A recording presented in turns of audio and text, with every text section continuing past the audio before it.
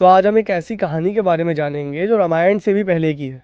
जी हाँ, रावण। रावण जिसकी सोने की लंका थी। वो शिव जी का बहुत बड़ा भक्त था और वो चाहता था कि शिव जी उसके पास आके रहे, उसके समीप आके रहे, लंका में रहे।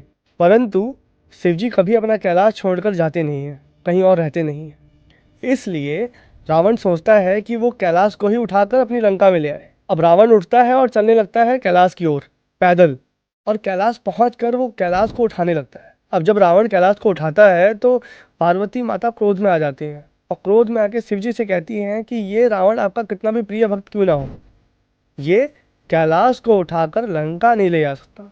अब ये सुनकर शिव जी भी क्रोध में आ जाते हैं और ये गुस्सा सिर्फ माता पार्वती की बात का नहीं होता, यह गुस्सा रावण की ईगो और उसकी नेचर के लिए भी होता है।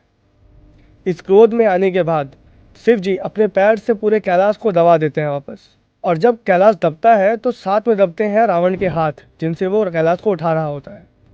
इस दर्द, इस पीड़ा से परेशान होकर रावण शिव जी से कहता है कि आप अपना पैर उठा लीजिए, परंतु शिव जी का क्रोध इतना ज़्यादा होता है रावण के ऊपर कि वो पैर नहीं उठाते। अब रावण उस पीड़ा में होते हुए शिव जी के लिए 1001 बार कविताएं बनाकर सुनाता है, जो कविताएं रावण की प्रेम, उसकी भक्ति शिव जी के लिए दिखाती है। यह 1001 कविताएं सुनकर शिव जी प्रसन्न हो जाते हैं और रावण के हाथों को छुड़ा देते हैं। शिव जी रावण की इस 1001 कविताओं को सुनकर इतना प्रसन्न होते हैं कि वो रावण को एक वरदान दे देते हैं। शिव जी के वरदान वाली बात सुनकर रावण शिव जी से कहता है कि मुझे माता पार्वती से विवाह करना है। यह सुन महादेव बोलते हैं कि आप माता पार्वती से विवाह कर सकते हैं, वो मानसरोवर तट पर बैठी हुई हैं, आप जाइए और जाके विवाह कर लीजिए। जब रावण मानसरोवर तट की तरफ चलने लगता है तो जितने भी शिव जी के गण हैं वो भी मानसरोवर तट पे जाते हैं और जाके पार्वती जी को बता देते हैं कि रावण आपसे विवाह करने के लिए आ रहा है। यह सुन पार्वती जी मेंढकों की रानी मंदुका को बुलाती हैं और बुलाकर उनको एक सुंदर स्त्री में बदल देती हैं और वो वहाँ से चली जाती है। अब जब रावण उस तट पे आता है तो वहाँ पे मंदुका को देखता है। रावण ने आज से पहले कभी पार्वती माता को देखा नहीं था, तो उन्हें लगता है कि मंदुका ही माता पार्वती हैं और उनसे वो विवाह कर लेता है। और ये मंदुका वही हैं जिन्हें हम माता मंदोदरी के नाम से भी जानते हैं। तो अब रावण तपस्या करता है शिव जी की, और तपस्या के फल अनुसार उसको मिलती है आत्मालिंग, जिसे वो अपनी लंका में ले जाके स्थापित करना चाहता है। लेकिन शिव जी उसे कहते हैं कि आप इस आत्मालिंग को जहाँ रखोगे ये वहीं पर स्थापित हो जाएगी। अब रावण आत्मालिंग को लेकर श्रीलंका की ओर पैदल चलने लगता है। रावण ने काफ़ी समय से कुछ खाया नहीं था क्योंकि उसके हाथ में आत्मालिंग थी, और झूठे हाथों से आप आत्मालिंग को नहीं उठा सकते। यह सोचकर रावण बिना कुछ खाए बस जल पे जीवित चले जा रहा था। रावण चलते चलते गोकर्णा नामक एक जगह जो कर्नाटका में है वहाँ पहुँचता है। कर्नाटका के इस गोकर्णा में पहुँचने के बाद रावण को यूरिनेट करना होता है, और यूरिनेट करने के लिए अब उसे आत्मालिंग को कहीं रखना होगा।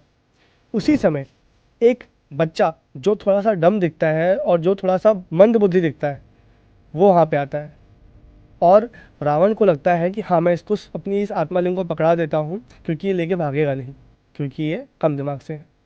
यह सोचकर रावण उस आत्मालिंग को उस बच्चे को पकड़ाता है और उल्टा मुड़ जाता है और चलने लगता है। परंतु पीछे से वो बच्चा बोलता है कि मैं आपको 3 बार बुलाऊंगा, अगर आप नहीं आए तो मैं इस आत्मालिंग को यहीं रखकर चला जाऊंगा। यह सुनकर रावण हाँ में हाँ मिला देते हैं। परंतु क्या आप जानते हैं कि वो बच्चा कौन था? वो बच्चा गणेश जी थे।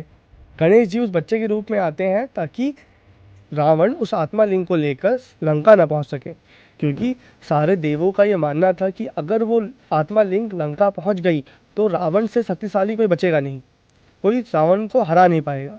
अब वो बालक जो गणेश जी हैं 3 बार रावण का नाम बुलाते हैं, परंतु रावण नहीं आता, और गणेश जी उस आत्मालिंग को वहीं रख देते हैं। अब रावण वापस आता है तो आकर देखता है कि जो आत्मालिंग है वो स्थापित हो चुकी है। आत्मालिंग को उस जगह पर स्थापित देख रावण इतना क्रोध में आ जाते हैं कि रावण उस बालक को सर पे मार देते हैं। अब रावण की स्थिति कुछ यूँ थी कि वो इतने दिन से चल रहा था और उसके अंदर इतनी शक्ति नहीं थी कि वो दोबारा कैलाश जाकर दोबारा से आत्मालिंग ला सके। तो उस क्रोध में वापस वो लंका चला जाता है। कर्नाटका की उस जगह को आज हम बैजनाथ के नाम से भी जानते हैं। अगर आज के समय में आप बैजनाथ जाएंगे तो आपको वहाँ पे गणेश जी की मूर्ति दिखेगी जिसमें रावण के द्वारा दी गई चोट है, और वहीं पे धरती में एक ऐसा होल है जिसके अंदर अगर आप हाथ डालते हैं तो आपको शिवलिंग फील होती है। तो यह थी रावण की आत्मा लिंग को लंका ले जाने का प्रयत्न करने वाली कहानी। ऐसी ही और कहानियों को जानने के लिए आप हमारे चैनल स्पिरिचुअल टॉक्स को सब्सक्राइब करें और हमारे इंस्टाग्राम चैनल भगवद गीता ज्ञान को फॉलो करें। राधे राधे।